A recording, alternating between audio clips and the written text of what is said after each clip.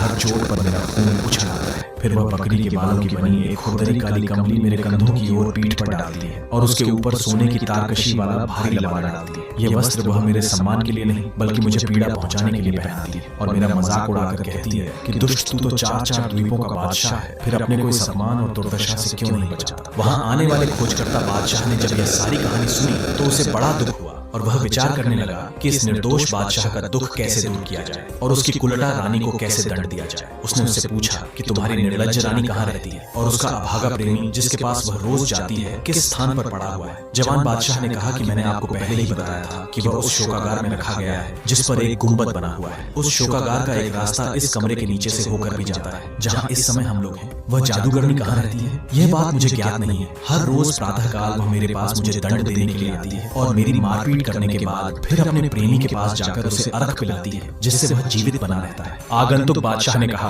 कि वास्तव में तुमसे अधिक दया योग्य व्यक्ति नहीं होगा, तुम चिंता न करो, मैं तुम्हारे दुख के निवारण का भरसक प्रयत्न करूंगा। इसके बाद आगंतुक बादशाह उसी कक्ष में सो गया क्योंकि रात का समय हो गया था। बेचारा काले द्वीपों का बादशाह उसी प्रकार बैठा रहा और जागता रहा। स्त्री के जादू ने उसे लेटने और सोने योग्य नहीं छोड़ा था। दूसरे दिन आगंतुक बादशाह गुप्त मार्ग से शोकागार में प्रविष्ट हो गया। फिर वह उस स्थान पर गया जहाँ घायल अवस्था में रानी का गुलाम प्रेमी पड़ा हुआ था। वहां जाकर उसने तलवार का ऐसा प्रहार किया कि वह अधमरा आदमी तुरंत मर गया। बादशाह ने उसका शव घसीटकर पीछे बने एक कुएं में डाल दिया और शोकागार में वापस आकर उस गुलाम की जगह खुद ले रहा ताकि